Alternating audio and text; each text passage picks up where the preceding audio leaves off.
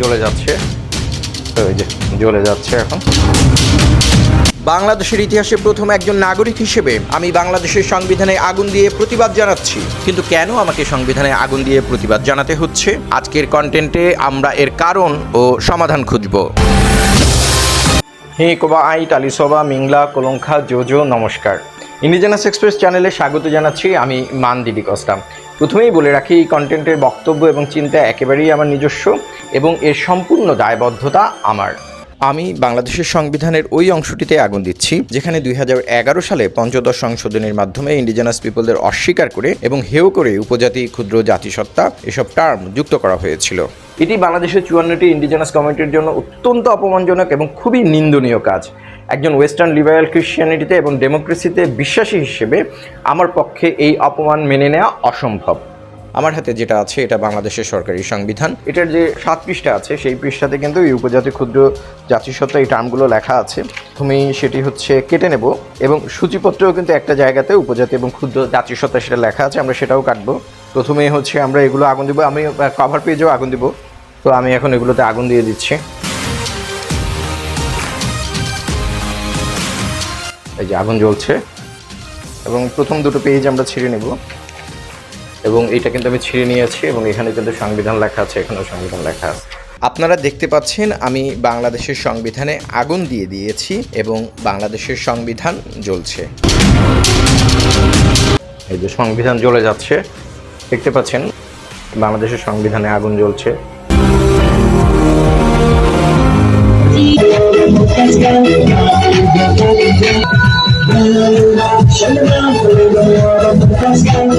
এদিকে ওই অপমানজনক আচরণকে বর্ণবাদ আখ্যা দিয়ে নিজস্ব জাতিসত্তার মানুষদের অধিকার বিষয়ক জাতিসংঘ ঘোষণা UNDRIP এর সংযোজন 4-এ বলা হয়েছে আরও নিশ্চিত করা যে জাতীয় উৎপত্তি বা বর্ণগত, ধর্মীয়, নৃতাত্ত্বিক বা সাংস্কৃতিক পার্থক্যের ভিত্তিতে কোনো জনগোষ্ঠীর বা ব্যক্তির শ্রেষ্ঠত্ব প্রচার করা বা তা সমর্থন করা যে কোনো মতবাদ, নীতিমালা ও আচরণ হলো বর্ণবাদী, বৈজ্ঞানিকভাবে মিথ্যা, আইনগতভাবে অগ্রহণযোগ্য, নৈতিকভাবে নিন্দনীয় ও সামাজিকভাবে অন্যায়। তাই একটি বর্ণবাদী, জাতিবিদ্বেষী ও ইন্ডিজেনাস বিদ্বেষী সংবিধানে আগুন দিয়ে আমি যে প্রতিবাদ জানালাম এটা হলো আমার মত প্রকাশের স্বাধীনতা।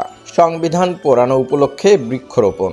সংবিধান জ্বালিয়ে প্রতিবাদ করার কারণে যেহেতু পরিবেশের কিছুটা ক্ষতি হয়েছে, সেই ক্ষতি কাটানোর জন্য আমি এই চেরি গাছটি লাগালাম। ভবিষ্যতে সংবিধান পোড়ানো উপলক্ষে ইন্ডিজেনাস এলাকায় আরও গাছ লাগানোর পরিকল্পনা আছে।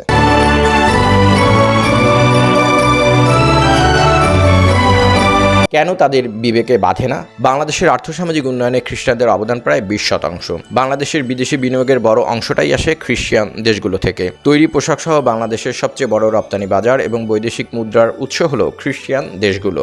বাংলাদেশের রোহিঙ্গা মুসলিম শরণার্থীদের প্রায় 90% সাহায্য আসে খ্রিস্টান দেশগুলো থেকে। আর বাংলাদেশের খ্রিস্টান কমিউনিটির 60% বেশি হলো ইন্ডিজেনাস পিপলস। সেই খ্রিস্টান ইন্ডিজেনাস কমিউনিটিসের মানুষদের অধিকার হরণ করার উদ্দেশ্যে এদেশের বাঙালি এবং মুসলিমরা যখন তাদের উপজাতি, ক্ষুদ্র জাতিসত্তা এসব বলে অপমান করেন, হেয় করেন, সংবিধানে সেগুলো যুক্ত করেন, তখন আপনাদের লজ্জা লাগে না? আপনাদের বিবেকে বাধে না?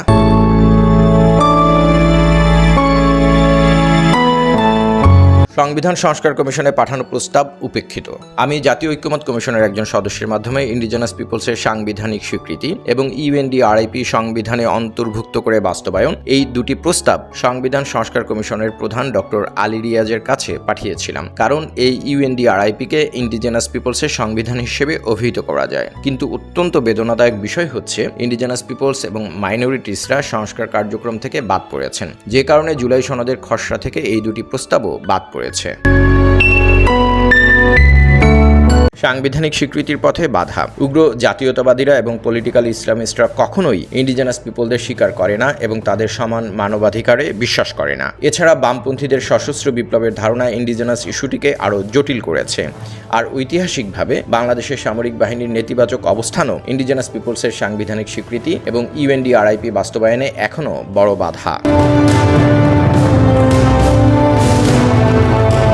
সাংবিধানিক স্বীকৃতি নিয়ে বিতর্কের অবসান। এদিকে আদিবাসী শব্দটি নিয়ে বিতর্ক হচ্ছে এবং এটি বাঙালির মনস্তত্ত্বে আঘাত করছে। এছাড়া এখানে অনুবাদজনিত একটি ভুলও আছে। তাই ইন্ডিজেনাস পিপলসের বাংলা অনুবাদ হিসেবে নিজস্ব জাতিসত্তার মানুষ বা আমাদের ইন্ডিজেনাস পিপলসের ব্যবহৃত জনজাতি বা যুম্ম জাতি, এই মোট 3টি বাংলা অনুবাদই ব্যবহার করে সাংবিধানিক স্বীকৃতি দেয়া যায়। তবে ইংরেজি ভার্সনে অবশ্যই ইন্ডিজেনাস পিপলস টার্মটি থাকতে হবে।